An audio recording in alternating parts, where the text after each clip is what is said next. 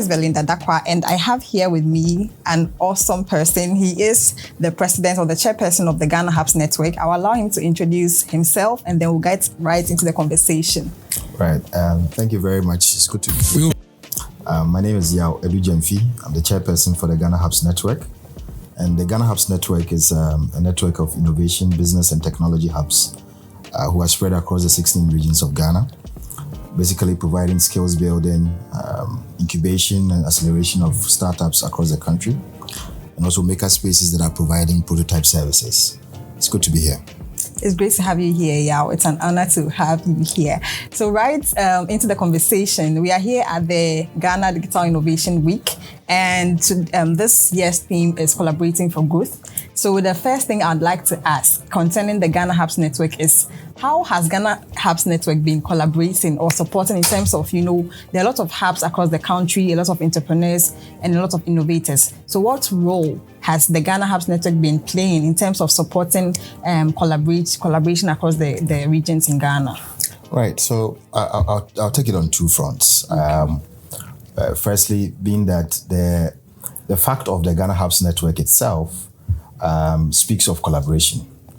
Ghana Hubs Network is a network of innovation hubs who, because of collaboration, have come together and formed an umbrella organization so that it will be able to push for creating an enabling environment, ensuring that we have the right policies that are also driving growth in the ecosystem, and more importantly, ensuring that the interest of hubs are also well taken care of. The other point has to do with even the organization of the Ghana Digital and Innovation Week. Okay. Since 2021, we've been part of the multilateral partnership. It started as a trilateral partnership between Ghana, Germany, and Israel, with private sector partners like Ghana Hubs Network being part of it. So when we started, our main agenda was to ensure that we take the idea of the Ghana Digital and Innovation Week across the country. And so we started doing that through programs that were organized at the regions by our member hubs across all the regions. And mainly when it started, it was virtual. So in 2022, we started doing some in-person programs. So some of the hubs had in-person programs at their venues. And so we were able to aggregate all of this and then be able to present it to membership of the trilateral partnership and say that, hey, this is what we are doing at the regions. Is it possible to be able to push the frontiers and ensure that in-person programs are recognized at the regional level? So in 2023, we had the first of three regions, which was the Ashanti region, Eastern region, and Northern region hosting programs. And so hubs in these areas like Hyperspace, like Jocoem, and also Hopping Academy organize in-person programs. And the idea was to catalyze the ecosystem, because it's not just about hosting programs, but it's also about convening, working with local partners, collaborating with local partners at the regions, bringing them together, and also defining what digital transformation means at the regional level. And so we're able to do that in 2023. In 2024, what we did was to increase the number of regions by 100%. And so we increased from 3 to 6, and we're able to do that. But more importantly, the idea of hosting the Ghana Digital and Innovation Week 2024 was also a consortium. We did that through a consortium.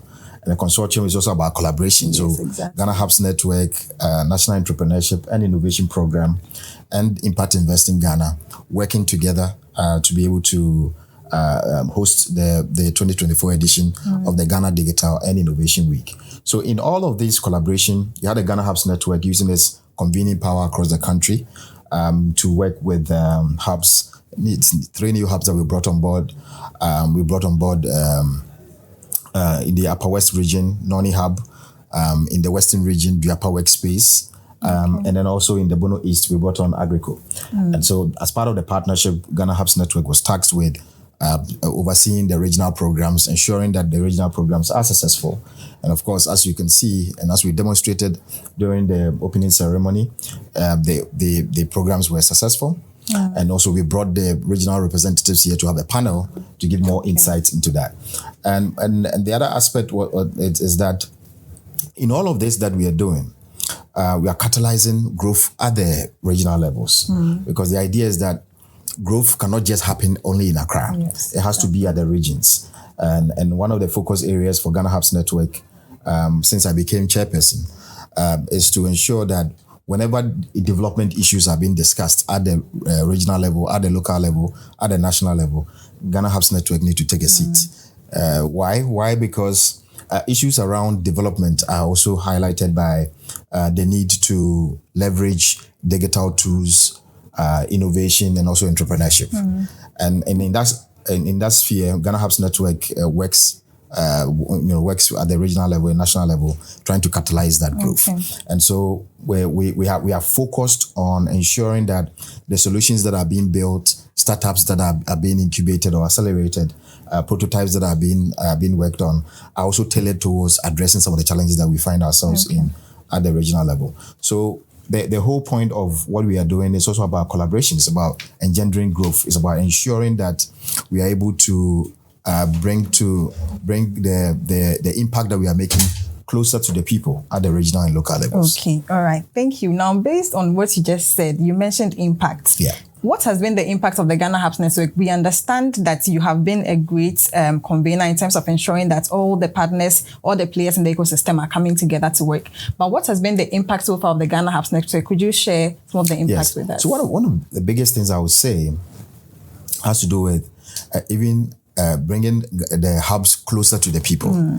Because prior to 2017, the idea of hubs wasn't, too rampant across the country. I mean, the idea of hubs was not something that a lot of people knew. Yeah. But hubs had been set up even in 2007. Some hubs like Impact Hub, iSpace, they have been operating since 2007, 2008, thereabout. Hopping Academy in 2013, others joined on board and came along. So the idea of the hubs and the work that they do, bringing it closer to the people, letting people know about the hubs, letting young people go to the hubs to build skills and things like that. I think has been one of our biggest impact. Because when we started, we were just about 15 hubs. When we started and we were meeting at iSpace, just about 15 hubs when we started in 2017. But now we are close to 80. Oh, I mean, that's about 400% or so. That's very and that's and most of these hubs came when you remember when we did the 25 days of Wow. Yes. We sent our message across the country, wanted to get the hubs closer to the people. So we traveled the 10 regions of Ghana and ensure that what we are doing and the impact we are trying to make, we can bring it to the people. We can ensure that they get to know about us. So we're holding policy hackathons. We're holding regional programs across the country, letting people know about our programming and the impact that we are making.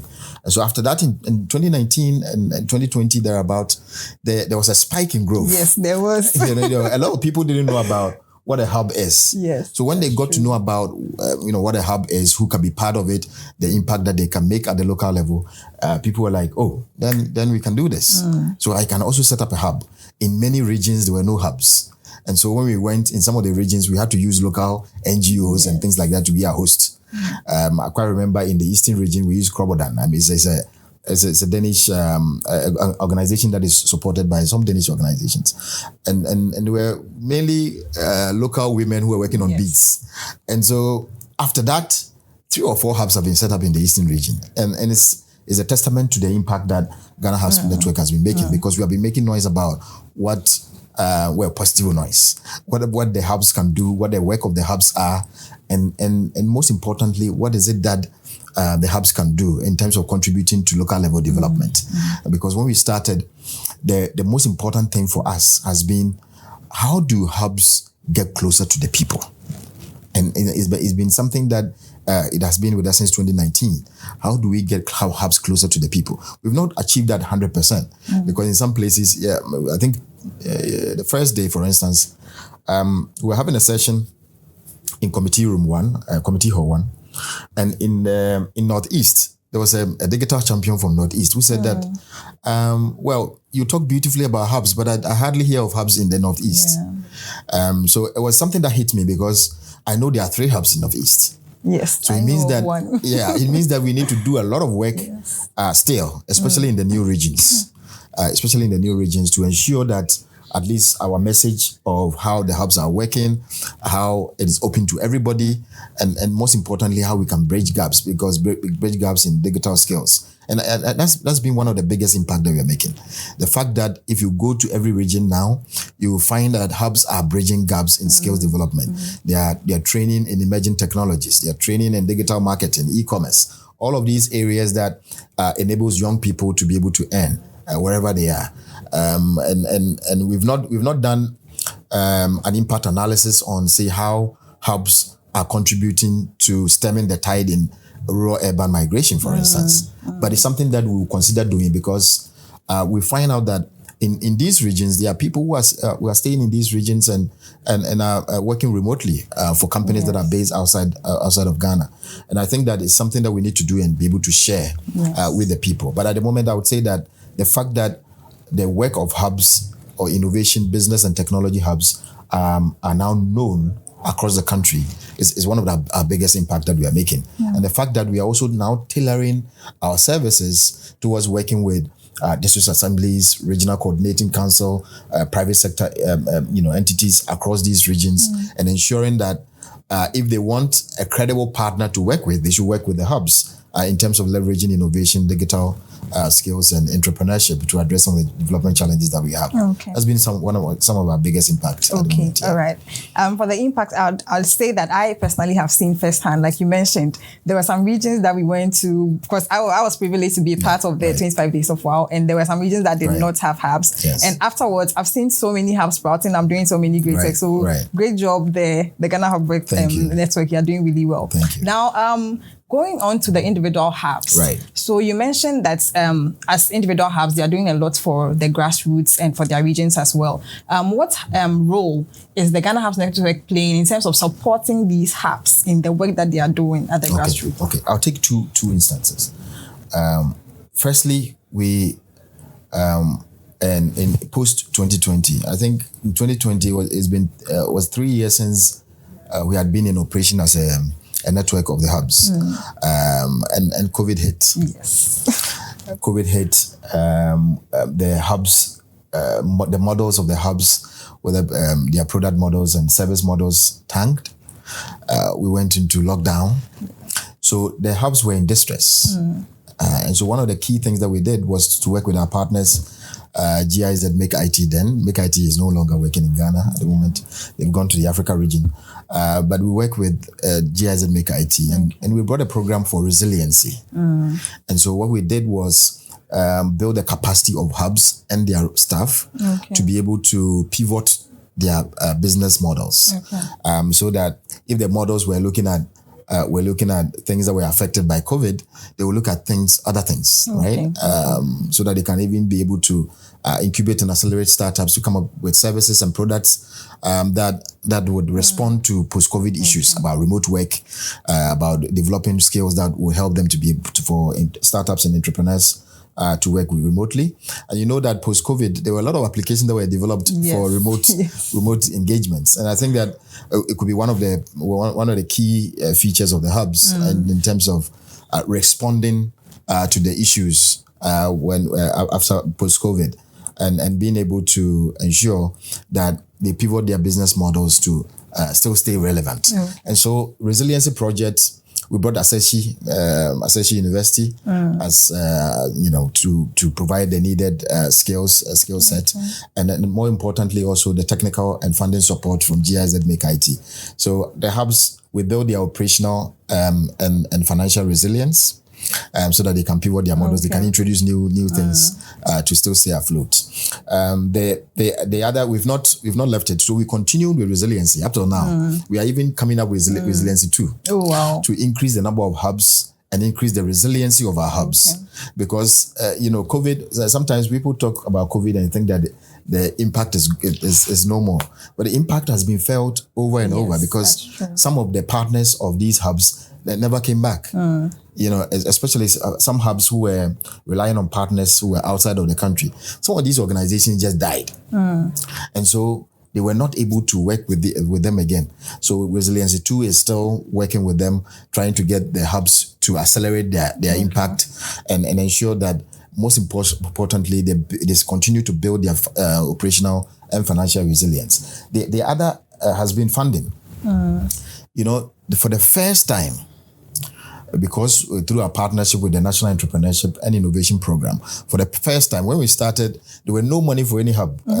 Aside grants and things like that, there were no focused money, like big money that would say, this is the money. Use it to build your programs, use it to build your own operations. Okay. There was nothing like that.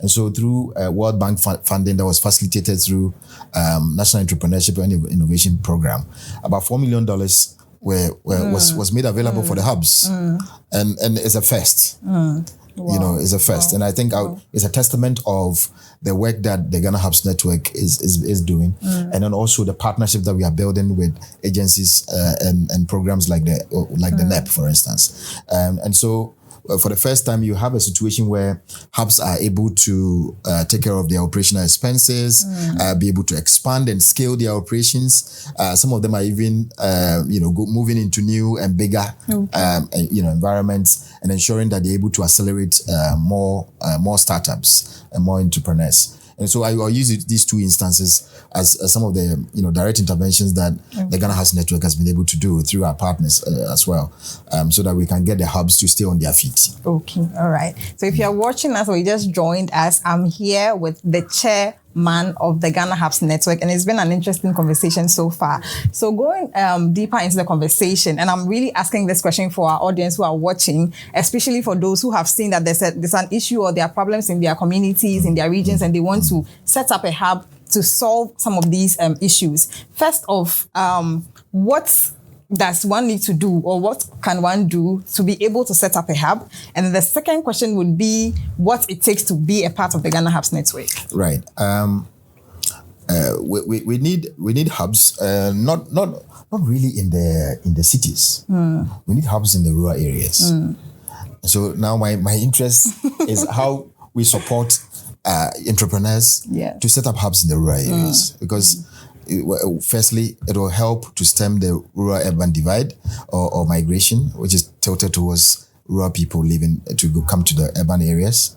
And so once we have a hub in these areas and they are tailored towards addressing some of the challenges that we have there, we can be able to build capacity of entrepreneurs, maybe aspiring entrepreneurs, students, to come up with market-creating innovations. Because it's about these market-creating innovations are the ones that would help to be able to disrupt an existing market or come up with a new market that would be able to ensure that we are creating more jobs, we are bridging the gaps in skills development, and more importantly, we are also increasing access to incomes for young people. And so if anyone wants to set up a hub, especially in the rural area, they can visit our website, become a member. But they should understand that to become a member of the Ghana Hubs Network, it's not just about having a room somewhere and setting up the hub. You need to have an organization that is registered. Registered with the government, the register of businesses, right? So that we know that you are a registered entity. So you don't go and set up a corner somewhere and be doing something that later, we don't know where you are, and then it creates problems, So you have to be registered. You need also have a space for programs. So it could be a space like this room where, people can come, you can convene. If you have meetings, you can convene. You can also convene to build skills, and things like that. And more importantly, if you are interested in incubation and acceleration, you can have a situation where you have places for startups when they come, so that you can help them build from, or entrepreneurs, so that you can help them build from ideation level to seed level, all the way to when they have entities and they want to be able to scale.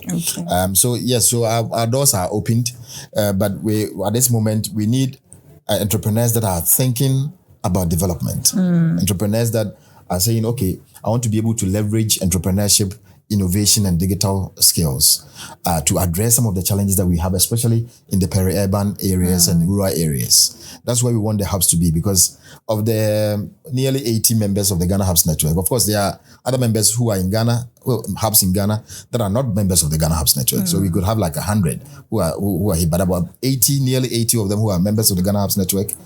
About 32 of them are in Accra. I mean, that's a huge number. Yeah. I think the market here is saturated. We need the market to also move into the middle belt, the northern and upper regions, the new regions in the northeast or western north and other areas, so that, for instance, because of the advent of digitization and the benefits, we can be able to say in the northeast, how do we ensure that hubs are contributing to addressing the elements of cocoa pod diseases, or access to food, access to skills that are able to ensure that young people stay there and be able to connect them with jobs elsewhere, so that they can have their life. They can continue to have their lived experiences wherever they are. We are not saying they shouldn't come to Accra. They should come to Accra, but they should be able to live comfortably where they are. Exactly. And in doing so, we need to be able to create the enabling environment through the hubs that will be operating in those areas, so that they can be able to stay there, work, and feel safe and feel that they're also contributing to local level development. Okay, so in essence, you don't really need like a particular skill or qualification to be able to set up a hub. You need to be an entrepreneur. Okay. You need to be an entrepreneur because, of the hubs that we have, about 90-95% of them are set up by entrepreneurs. There's a private sector thing. Okay. So there are few that are set up by universities and with the government setting up the Ghana Digital Centers, for instance, to trying to also incubate other hubs and startups. But the investments are made by private sector, and which I'm excited about, because you need the private sector to lead in a collaboration that involves academia, the private sector, and also the government. But you need the private sector to lead. Because the world over, issues around digitization, issues around innovation and entrepreneurship, is the private sector that leads it.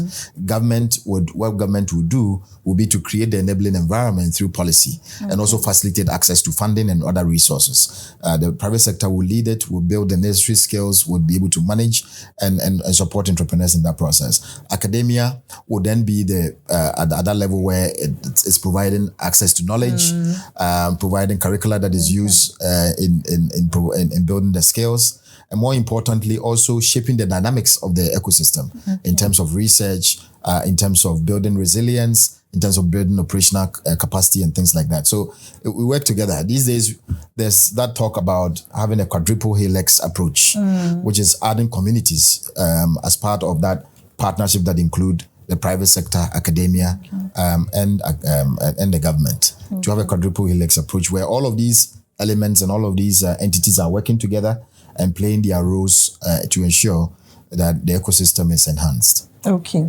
All right. So is there any support? And I'm still asking on behalf of people who want to start hubs. Is there any support, or does the Ghana Hubs Network have any, foresight of having some form of support for people who really, they've identified some issues, they really think that setting up a hub is the way to go? Is there any support that the Ghana Hubs Network can give to such people? I would say that learn from the existing hubs. Don't just go and set up a hub.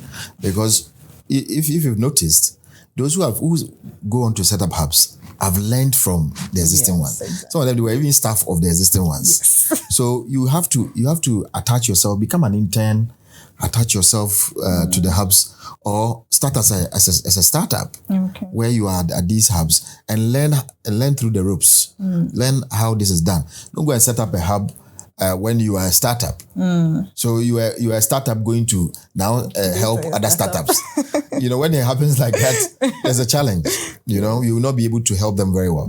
But if you are supported by an existing hub, especially in areas where you are closer to other hubs, so you learn from the rest. And when you are able to do that, we have a program, the resiliency program, for instance, or capacity strengthening program, is something that yearly helps new hubs to be able. So yearly we have this capacity strengthening, program where hubs and their staff we build their capacity to be able to run programs more effectively. To be able to, if they have incubation programs, we build the capacity of their incubation managers to be able to run these programs very well. And then more importantly, we build capacity in operational and financial resilience, because we know that every other 4 to 7 years, that something happens. Yes. So we are not waiting till that thing happens before. We are building capacity and ensuring that before we have any hitch, they are also supported. So that when their models tank, they can be able to on themselves. They are able to come up with innovations that are also market creating to be able to disrupt the existing market. Yeah. Okay. So in terms of learning from other hubs, how open or willing are these hubs? Because there have been issues where somebody probably, like you mentioned, like a staff probably in a hub and decided that, I think it's time I started something on my own. And sometimes there are issues that, come out of these situations. Right. So how willing are these hubs? How open are they to having people come to learn from them and go and implement? Right. And is there any role that the Ghana Hubs Network is playing or might be playing in terms of supporting some of these facilitations? Yes. I mean, if we get to know about your intentions, sometimes when people approach us and say, I want to set up a hub in Kumasi. Okay. So what type of hub do you want to set up? When they talk to us about it, sometimes it sounds like an existing hub. So would sort of guide you so that you build a business model. Okay. That is a bit different, because if you're going to do something that is already there, somebody already has that market. Yeah. So what you need to do will be, you need to come up with something that will disrupt the market. Okay. So you disrupt the market so that you create a niche for yourself. So that's something that we help them to do. And also, if we are approached, we can even help you to put you on a program towards establishing your own hub. Sometimes with the issue that you talked about with frictions that may come up, I think it's also expectation management. You are working for me, then all of a sudden I've given you a contract. You are working, and all of a sudden you come to tell me that, I want to set up my own hub. When do you want to do that? Next week. So what am I supposed to do? Say hallelujah and and say, okay, that's good. These are resources. Go and set up your own hub. No, because maybe I ensured that I enrolled you in some of the Ghana Hubs Network programs for hub managers and for program managers. Yes. So you build your capacity. Then all of a sudden, it's like the Church of Pentecost. They will never agree to your proposition, because if you have reached a certain level, serve the church or serve the network or serve the hub a bit. And I think that's what young people need to know. That it's not about seeing an opportunity, say, I want to set up something quickly. No. You are a startup. Don't go and start a hub that will be a startup because you've not gone through the ropes. You want to set up something and then you yourself, you need help. Then you want to also help others. It's difficult. So go through the ropes. It's an advice that I will give young people, that if you want to set up your own hub, learn about it. Learn about it from the industry players, from those who are already in the program or are part of, or who already have hubs. There are hubs that you can read about them and say, this is something that I'm interested in. Maybe it's not, I don't want to do the same thing. Maybe I've seen a gap here. This is where I want to go. But learn about it. How do you acquire a space? How do you go about building programs? How do I develop a curriculum? How do I develop an incubation program, an acceleration program, or a maker space, or whatever it is? If you don't learn about these things and you go and start it fails. And that's where the frustration comes in, and people are dejected about it.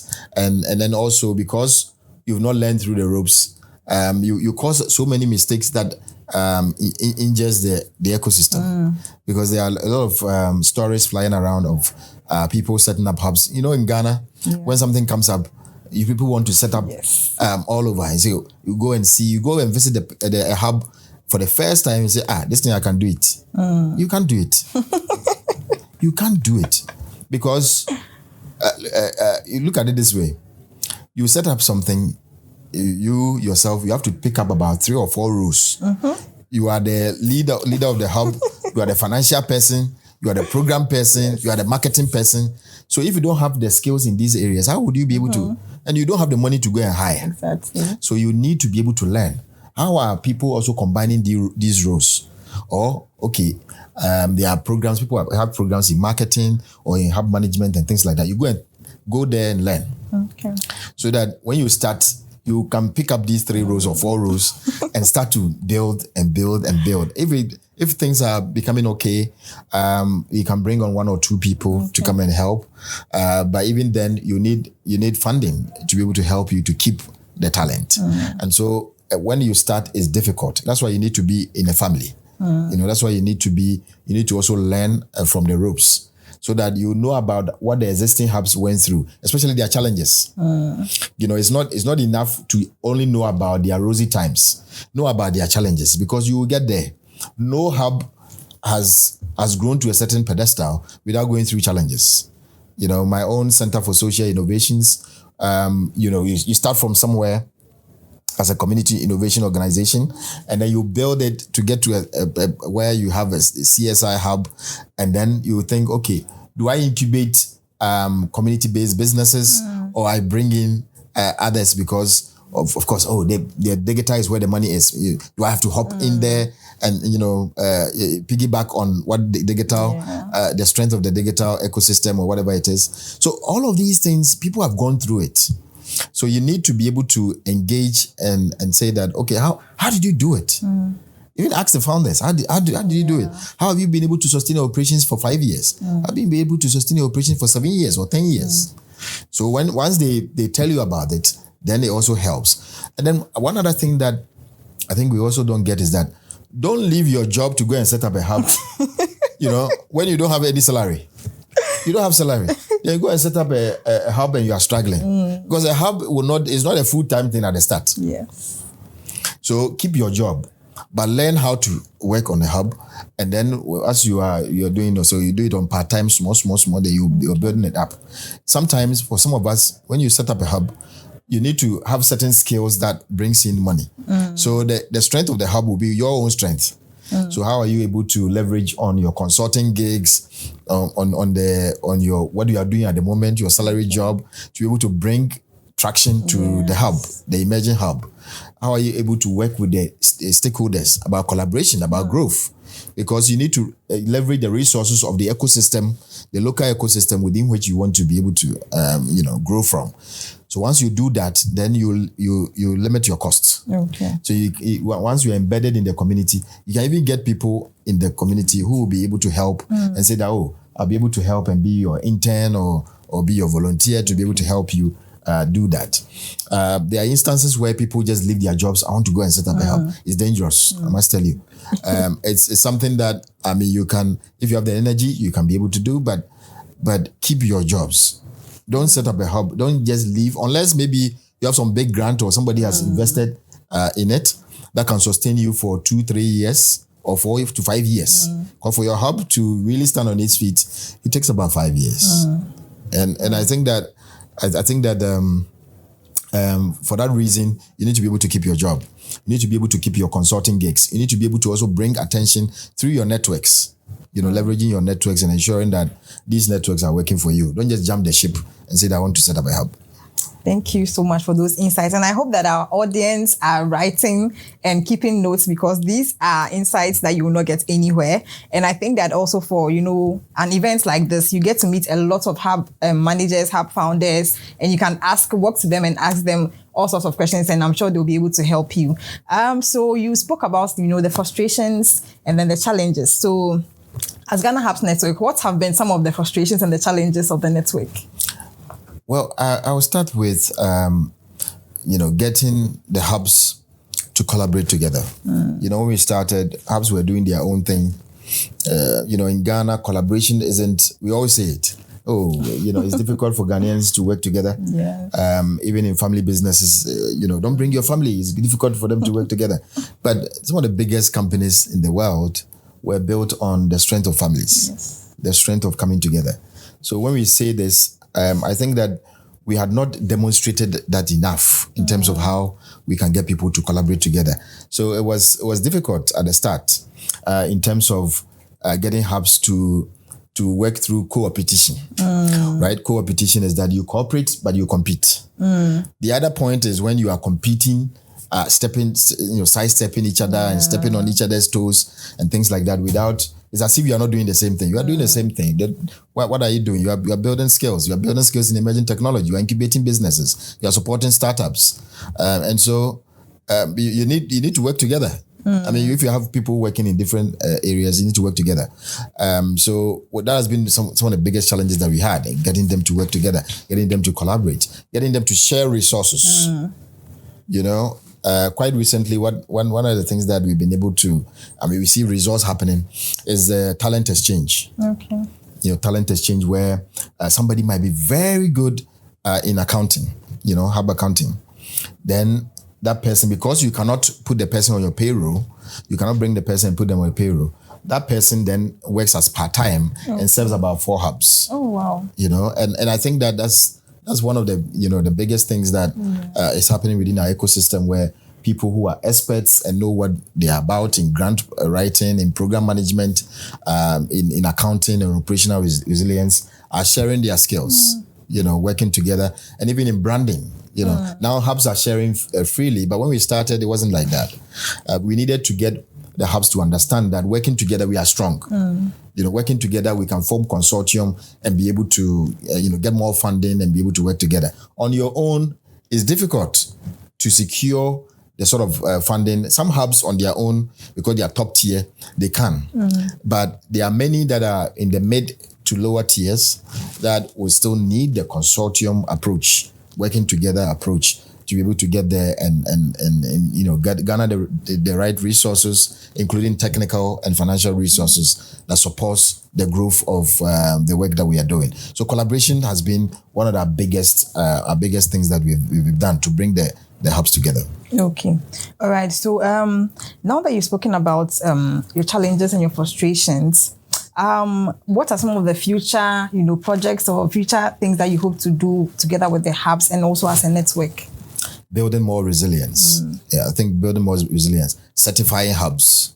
Okay. We're working on that to be able to certify hubs and maintain the standards. Either enhance and maintain the standards. It's very important because we don't want charlatans in the business. We don't want a situation where because the environment is getting more exciting. Yes. You have all sort of characters coming in there, setting up hubs and then duping people. We don't want that situation to happen. So we are working on certifying hubs. We are working on building, further resilience of hubs in terms of operations and financial resilience. Because we found out that if we're able to do that, and do that quite often. It's not like something that we stop. You do that quite often, especially when new hubs come in or when hubs undergo, a situation where people, the attrition rate of staff is high. And so you need to be able to go through that same. So what we are doing is working with GIZ DTC, Digital Transformation Center, to be able to work on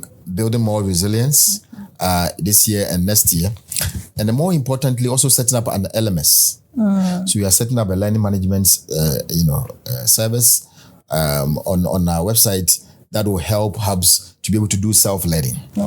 So all of the resilience and curricula that we built, we'll put that together into a learning management system that will help hubs so that they can sign up. If you're in good standing, you sign up and then you're able to build your resilience. You'll be able to download, templates on how to run incubation programs, how to run acceleration programs, how to build a grant facility, how to get grant facilities, and more importantly, also how to financial templates on how to keep your finance. It's very important because the hub operations is such that financial management is key, because you need to be able to manage your finances very well, so that you can spread your influence. And so we are putting all of that together to serve as a resource for hubs going forward, and also planning on certifying hubs. Then one other important thing that we want to do in the coming year, which we are working on, is to do an assessment of the impact of hubs at the local level. So we'll do this at the individual level for hubs and what they are doing.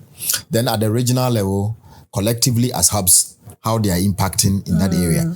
So in the area of job creation, in the area of skills bridging the skills gap, in the area of also supporting local level development. So we want to be able to do this. Then we can aggregate that at the national level, where we aggregate the regional and the individual community impact into a national level impact, and be able to work with our partners, government, in academia, and the private sector, and say that, hey, this is the evidence of what the hubs are doing from the community level to the national level. And these are the areas where we can be able to strengthen and scale that impact. So we need to be able to work together to be able to do that. And I think that once we're able to do that, hubs will be more closer to the people. Hubs impact will be more visible and felt. And more importantly, hubs will be able to also contribute to local level development, creating jobs and enhancing possibilities for young people with increased skills development. Okay. So for innovators in these various regions who have probably worked with the hub, some of the innovators are probably here. Some of their innovations, there are lots of times that people come up with so many innovations, and then, in a month or two, everything is gone and you don't even know what the person is doing with the innovation. What role, or what is the Ghana Hubs Network trying to do, or is willing to do, to support these innovators, apart from what their hubs are probably doing to support? They should go through an incubation and acceleration program. Some of these innovations are sitting outside of incubation and acceleration. Because the idea about incubation is that you have an innovation. It's an idea, right? Or it's at the seed or pre-seed level. So it needs to graduate into an incubation. So you need to incubate that idea. Once you are incubating and you form a startup, and then you move to acceleration, where you're able to scale your impact. I think it's the steps that you don't sort of skip. Many others are skipping. And that's why you find that people have fanciful innovations, but they are not market creating. Yes. Because if you go through those steps, you see that innovation has to be market creating. So it's solving a problem.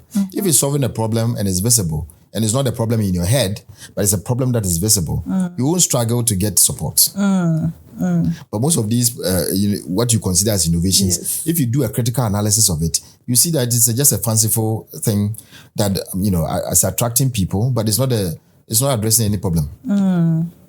Because if you look at all the innovations that are solving problems, especially the applications that are making lives, lives easier and better, helping businesses to be able to run their operations well, they don't struggle to get people to get to them.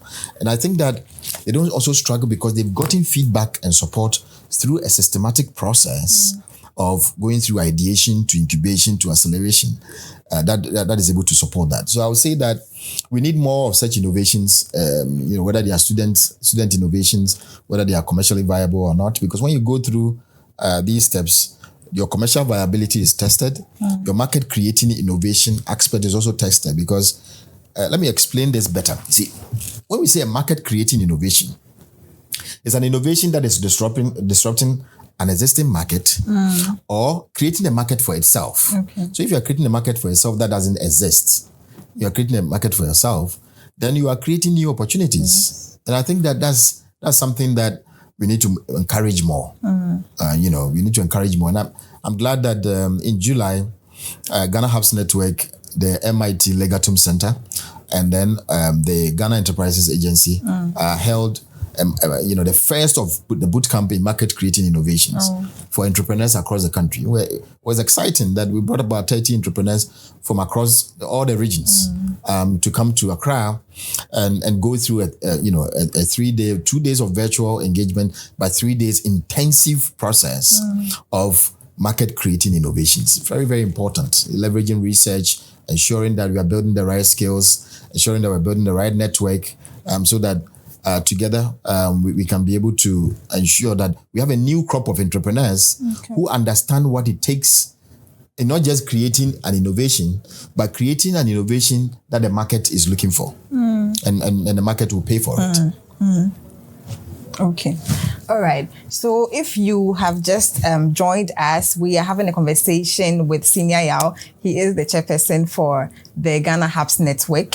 And unfortunately, if you are just joining us, we are about to wrapping up the conversation, but he has shared a lot of insights that I think that everybody, especially for innovators and for those who are looking to set up hubs, I think that you should really take on these insights and start working on them as soon as you can. So Senior Yaw, will take final comments. Right. What do you have to share with our audience? What are some of the things we should be expecting in the next 5 to 10 years from the Ghana Hubs Network and then the individual hubs across Ghana? Right. Thank you very much. First of all, let me thank you for this opportunity, for the platform to be able to share with your audience and to share with Ghana and across the world about what the Ghana Hubs Network is all about and what we are doing.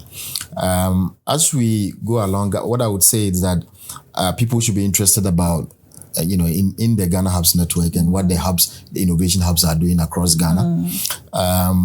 We're looking, at in the next, 3 to 5 years, having the innovation hubs more visible, not just in Accra, but more visible in the regions. We are all about a regional agenda, where when issues about development, issues about creating jobs, issues about building the necessary skills are being discussed at the regional level, at the district level, there should be a hub, that is seated, at the table, engaging at the table, because it is within, the discussion is within the ecosystem, and they will have their solutions, they will have the ideas, they will have the necessary resources to be able to also contribute. What resources are we talking about? We are talking about technical resources. We are talking about the opportunity to be able to contribute, because they are using, they are leveraging digital innovation and entrepreneurship, and to contribute and bring about development as quick as possible, because they are quick turnaround solutions that can be made available. And more importantly, in doing so, we are contributing to local level development. And so, if in 5 years' time, at the district level, at the regional level, if young people are finishing school, they will say that, I would like to be at the hub so that I can be able to, incubate my idea and set up something that will be able to create jobs for me and for others. We need more entrepreneurs. We need more entrepreneurs that are building resilient and market creating innovations that contributes directly at the local and community levels, addressing some of the challenges that we have. If we're able to do this, we'll have a situation where a lot more people would love to stay where they are and not necessarily come to Accra, but stay where they are and contribute to the development of their communities and their regions. And when we're able to aggregate that at the national level, that's why we have national development. But national development is not about when you're applying at the national to go down, but it should be a bottom-up approach. And the Ghana Hubs Network has the ability to be able to help contribute to that. Thank you so much. For our audience, thank you so much for joining us. As he said, we need more entrepreneurs. So please, if you are an entrepreneur and innovator, there are lots of hubs scattered across the country. Try and find one. You can find them on the Ghana Hubs Network. You can follow them on all their social media platforms, or check them out on their website, and all the resources, the information, the support you need, they are always willing to give that to you. Thank you so much for being with us. It's an honor to have you once again. Thank you.